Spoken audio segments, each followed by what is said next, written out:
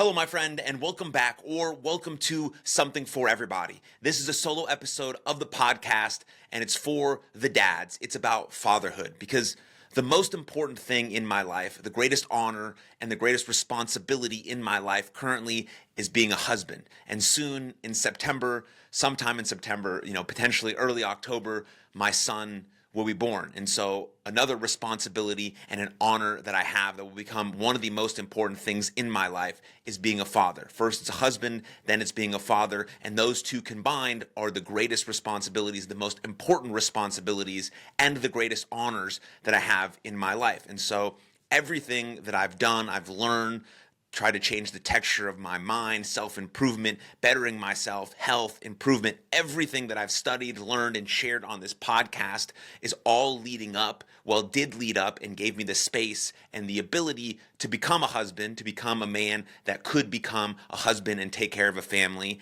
And now it's led me to become a father. So of course, I've been listening and reading and learning and researching everything about what great fathers do. I'm blessed and unbelievably lucky to have an incredible father in my life and an incredible mother who raised me to the best of their ability, and I feel like the luckiest man in the world to have been raised by them. And so I had that great example. I had a ton of great coaches, sports coaches, specifically baseball coaches. Growing up, I had an amazing wrestling coach in high school who was amazing. I have jiu-jitsu trainers now who are great role models, and I have podcasts who are great role models. There's so much information out there, which could be a good and a bad thing. But this episode really is 6 lessons, not for dads, not for anyone, but it is specifically as for dads, but it's for me. It's a reminder to myself that I can look back on this episode a year from now, 6 months from now, and remind myself of these lessons when I fall short, because I will fall short. I'm not going to be a perfect dad or a perfect parent. That never exists, that never will exist. But what we can do, just like every human being has done ever, is try our best and continually try and figure it out and fall down and get back up and fall down and get back up. And so I'm going to share these 6 lessons that I found really just impactful, that I want to keep in the front of my brain as something that I really, really want to embody and want to try and teach my son as he grows up and tries to become the best man that he can be in greatest service to society. So again, I'm not coming from a place of entitlement. I'm not trying to tell you what to do, especially if you're already a father or you're already a dad and you're listening to this, you're already a parent. Please, when you listen to this and you have insights and information and things I should be concerned about or know, please share it. This is just a reminder to myself so I can continually go back to this information and continually try and do better so I can teach my son the same thing, that yes, we're going to fall short, but our effort is important. How we try and figure things out is important, because everything is figure outable. And if we just keep putting our best foot forward, we will eventually get to where we want to get or become the person we want to become. So again, these 6 lessons are reminders to myself, almost like every single solo episode I do on this podcast. They're all reminders to myself. I don't want to be someone who preaches to anyone. I don't know anything else more than anyone. I'm just a human being trying to figure it out. I just so happen to do it on a public platform, so I'm trying to learn out loud and fail in public and try again and say sorry and apologize and come back and do it again, just like I want to teach my son, and just like the husband I want to be, to love my wife the way she should be loved and the way I want to love my son. Again, so I'm sharing these 6 lessons as a reminder to myself, and potentially maybe they'll help the other dads out there, or all the other dads or fathers out there want to share their insight with me. So we have number 1, your kids are watching you and your actions speak louder than words.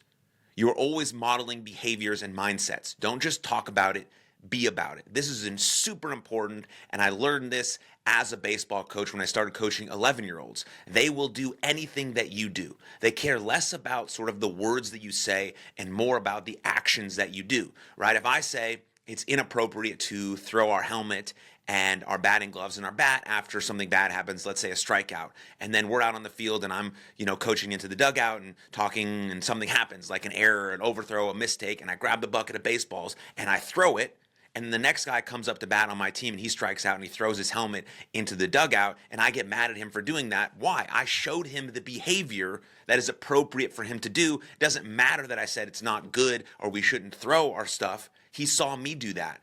And whether he knows it or not, he's looking up to me because I'm his coach. I'm supposed to be a role model. And so I learned that very, very quickly by coaching 11, 12, and 13-year-olds. And still to this day, when I coach older kids, it's still the same. Everyone is watching you. Your actions speak louder than words. And this also falls in line with like, yes, I'm not going to be perfect. That's absolutely impossible. I don't expect myself to be perfect. I think about execution over expectations. All of my mindsets have been developed and changed through researching and learning and everything that I share on this podcast, but a lot through sports. And in sports, you fall down and you get back up. You don't get the job done some days, even when you try your best and you put your best foot forward. All of those things happen. But if I try my best to model those behaviors and mindsets that I want to instill in my son, he will get those through just watching me, watching how I treat my wife, watching how I treat people at a restaurant, watching how I treat random strangers, watching how I treat his teachers or anyone that we come in contact with. He's going to watch that behavior. And I want to model to the best of my ability how we should behave in society in greatest service to the world as a healthy, functioning man. And I think a lot about masculinity and how we want to be strong, masculine men. And I want to teach that to my son. And so I better step up to the fucking plate and model those behaviors that I wish him to embody as well. So I have to instill them, yes, through my words. Words are important, but the words only mean something if they line up directly with my actions. And so I love that last part of you got to be about it. You got to be about it. I mean, I have a Champions Adjust Mindset program where I train athletes on their mental performance. And pillar number 4 is be about it. Like if you talk about it, cool. But be about it. Like fucking really be about the thing you're trying to do. Line up those words and actions, line up those values and those first principles. And that's why I talk so much about values and first principles on this podcast, because you got to get really crystal clear on that, have clarity of the direction you want to go into. Then you can actually be about it, because you have something to be about. If you don't know what your first principles are or your values are, it's really hard to be about anything. And so that first one for me is really important, and I'm going to revisit that over and over and over again, especially if I have a bad day or I treat my son in a way that I didn't want to, or I didn't show up in the way I could have. I'm going to say, okay, what am I doing? What are my behaviors and actions that I can tweak, alter, and change so I can line up those words and actions and I can be the best for him, for our family, and for my wife. So that's lesson number 1. And then we move on to lesson number 2. Be sure your kids see you loving and respecting the women in your life. This is so, so important. While yes, things of course have gotten a lot better, there still of course is plenty of, misogyny out there, especially geared towards young men on the internet, right? The Tate brothers are very, very popular. So we want to be a role model and counteract this every chance I get. My relationship with my wife is the most important relationship I have in my life. If that relationship is solid, on solid foundation, we're loving each other, we're showing affection, we're compassionate, we're reciprocating, we're negotiating in a kind, passionate way, we're on the same page, we're on the same front, right? We're doing things in unison together as a partnership, and my son sees the way I treat him. My son sees the way I treat my mom, because she is super important, the second most important woman in my life.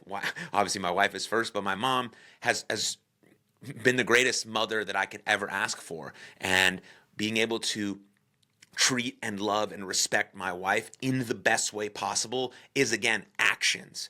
And so my son knows how to treat women when he starts talking to women and dating women and whatever the case may be, when he's whatever age that might come across. He understands what it's like to have a disagreement in a calm, collected way where, yes, each party still loves and respects each other, but we might fall on a disagreement. Okay, how do we work that out? How do we negotiate? How do we, understand which direction we want to go in? Or how do we respectfully talk to each other in a compassionate kind of way? How do we really listen? So me treating my wife to the best of my ability, loving her, actually sticking to the vows that I committed to on our wedding day and holding myself accountable to that each and every day will in turn then teach my son how he should behave, respect, and love women in his life. And of course, he's going to have three very, very, very important women in his life, both his grandparents and his mom, right? Or hopefully he sees and loves that. And so he's going to see how I interact with all 3 of those people. And then he's going to hopefully go out and into the world and do the same. Of course, he's going to make mistakes just like I did, talking to women and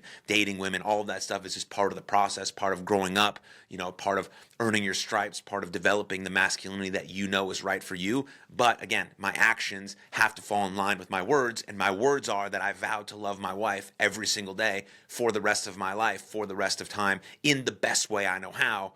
and I have to line those actions up. And so it's super important that our kids see us loving and respecting the women in our life, no matter who that be. But the main one, the most important one, is my wife. So that's lesson number 2. And then we go to number 3. A growth mindset says praise effort, not results. And that's super important. But also tell your kid you love them just for being who they are. I see this all the time coaching youth sports, right?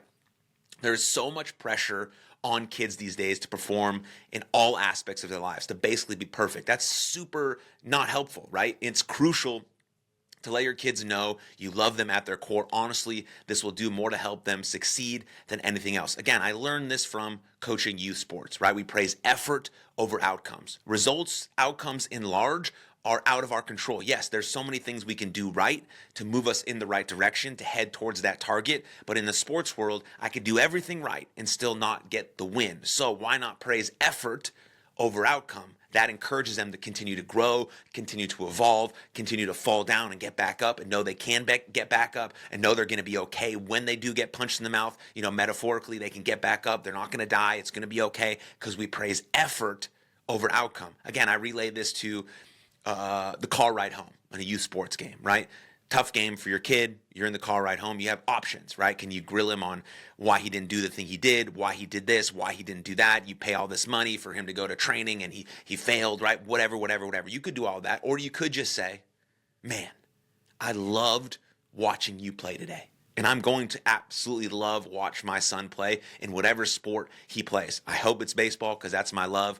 And I'm sure he's going to love that too, because he's going to be around it and all of that. But whatever he wants to do, I'm not going to talk about, I'm going to try my best to not talk about the outcomes or the results or this or that. I'm just going to say, dude, I fucking loved watching you play today. It was fun. Did you have fun out there? And no matter what age he is, right? Because realistically, most of our kids are not going to become professional athletes. But hopefully my son becomes a husband and a father as well, and I can instill that in him, and he can instill that in his son, and then there's a big ripple effect of all these types of things that could potentially happen. I can't wait to praise his effort. And if he doesn't have the right effort, then we have a discussion about it, about why he didn't try his hardest, what was going on, what was going through his mind, what did he feel? Did he feel disappointed that he wasn't playing, or did someone make fun of him before the game, or he just felt off, he didn't get enough sleep, he was feeling a little tired, or whatever the case may be. There's gonna be all those sorts of circumstances that might happen, but my first inclination, hopefully, will be to praise his effort, that he hustled on and off the field, that he ran hard down the line, that he dove for a ball, that he was super nice to his teammates,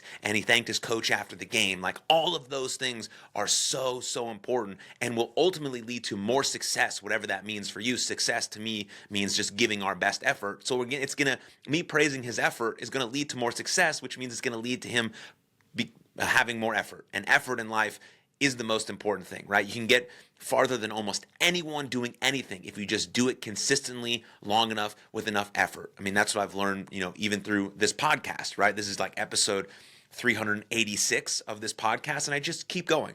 Whether anyone listens or not, this is super important to me, especially an episode like this. I'm going to listen to this over and over and over again to see if I'm actually doing the things that I said on this podcast. So hold me accountable if you're watching or listening. And so that's number 3, that growth mindset says praise effort, not results. And in a prime example, after some sort of sporting competition, your kid gets in the car, they're not feeling great, things didn't go the way they wanted it to go. You just tell them, man, I just had a good time watching you play today. That's it, man. Great job. I love you so much.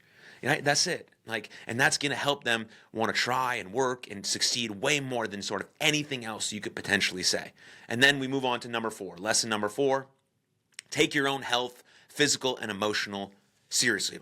Take care of your own health, physical and emotional. That's super important. Again, they're always watching you. If you want your kids to take care of their health, you'd better do the same. My wife and I are really adamant about this. I mean, as the time I'm talking to you right now, she's 25 weeks pregnant and still works out 5, 6, 7 days a week. Is doing yoga, is doing lifting, is doing anything she can possibly do because she's an absolute beast. And in our household, health, physical, emotional health is a cornerstone of who we are as people.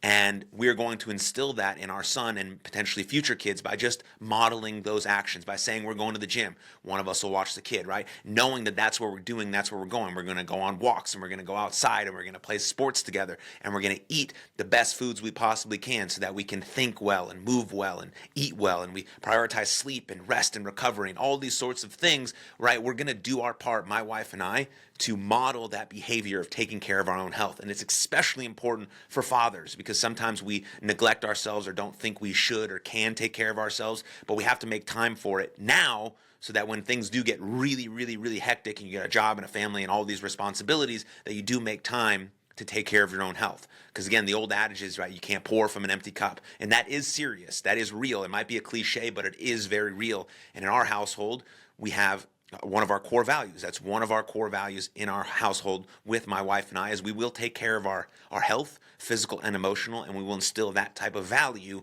in our son, and we will be as active as possible, because I know, as my mom tells me, when I was young, I had a lot of energy, and I'm sure my son will have the same, and we got to keep that boy moving and doing all sorts of things. And so, and then eventually, right, he'll find the thing that he loves the most, and that'll be something that I love the most too, because I want to be as involved with the thing that he loves the most. And I think that sounds super cool. And maybe it'll be jiu-jitsu, or maybe it'll be gymnastics, or maybe it'll be basketball or soccer and baseball and football or chess or a musical instrument or whatever it is. It's going to be fucking awesome. But physical fitness and health and prioritizing that is always, always, always going to be a part of our life, because that leads to longevity and wellness and overall clarity of mind and all these sorts of things that are well documented when it comes to taking care of yourself. That's number 4. And then we move on to number 5. We got number 5 and number 6. Number 5, the days are long, but the years are short.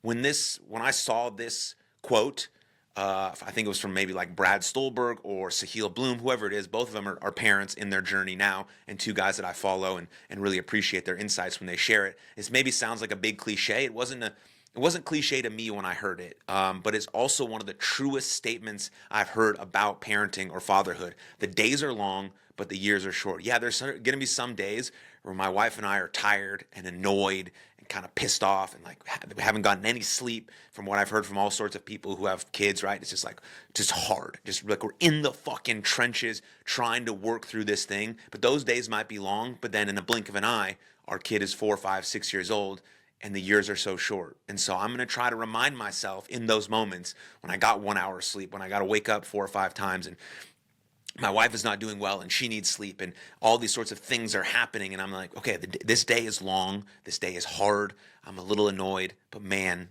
this is the only moment I'm going to have that's like this, right? Like, not only moment, but like this moment is passing. My son is growing older by the second, and soon we're not going to have these sort of moments in time. And I'm going to try to pause, reflect in that moment, right? We talk about being able to breathe, stimulus and response. I'm going to try to breathe in those moments. Yeah, they're going to be long and they're going to be hard and they're going to be painful, and I'm going to get annoyed and I might lash out or say something stupid or whatever the case may be. Some of those things might happen. They've happened to almost every parent on the planet, right? Nobody's perfect. It's never happened. There's never been a perfect person ever, right? And we're not going to be the first ones. But I'm going to try to remind myself of this thing over and over and over again, that yes, the days are long. This is a long day. But man, the years are short, and soon he's going to be off to whatever he's doing out of the house, and I'm going to miss the shit out of him. But I want all of those moments that I spend with him, I want to be as present as possible, in the moment as possible. And so I'm going to try to remind myself of that every chance I get. Again, another reason why I'm doing this podcast, so I can just listen to it over and over and over again as that reminder. And the last one, probably most important, right? Number 6, love your kid like it's the most important thing there is. Because it is. Right? I said at the top, it's my greatest responsibility, my greatest honor, and my most important job to be the best husband I can possibly be. And then you add right there on top of that, like, my most important thing that I'll ever do is raise this kid and be a great husband. And so I'm going to love my kid like it's the most important thing there is, because it absolutely is. It's more important than anything else we'll ever do, more important than episodes of this podcast, or more important than anything that I will possibly do, except for my wife, except the relationship I have with my wife. Because if the relationship with my wife crumbles, then everything else crumbles. So that has to have solid foundation. That's the most important thing, prioritizing that, and then loving my kid, like no other, which I had, again, an amazing example. I've never felt unloved by my parents ever, not even for a second. And they encouraged me when I wanted to be a professional wrestler. They encouraged me when I wanted to play college baseball and when I wanted to switch careers and when I wanted to move and when I wanted to do a podcast and anything that's ever happened in my life. They're the first people to say, Aaron, you can do it. We support you. We love you. And man, having that example is the greatest blessing I've ever had in my life. And so I'm going to try and do my best to be as good as them and love my kid like it's the most important thing there is, because it absolutely is. And so for all the fathers out there who are doing the absolute best job that they can, I appreciate you. I applaud you. You're making the world a better place. Thank you for being you. Thank you for being a father and a dad. I cherish you. I look up to you. You're a role model. Thank you to my dad and my mom. And most importantly, thank you to my wife. I can't wait to raise, this beautiful kid with you. And so those are 6 lessons, not for dads, but for me as a reminder to myself, and maybe other dads out there will find it useful. But if you are a dad or a parent or whatever, share this episode with them if you might find it valuable or not. Up to you, totally. But you can also buy Dad Club merch for the dads, merch at shopforeverybody.com for the dads, and Dad Club merch over there at shopforeverybody.com. But this episode's super important to me. I'm going to revisit over and over and over again so that I live up to these values that I know are super important, and I'm going to hold myself accountable, and I hope you hold me accountable as well. But I appreciate you guys. I'll see you next time. Lots of love. Cheers. Thank you very much for tuning into that episode. And if you enjoyed it, click right here for another full-length episode of the podcast. And please don't forget to subscribe. But most importantly, above all else, please take good care of yourselves and others. And I'll see you next time. Lots of love. Cheers.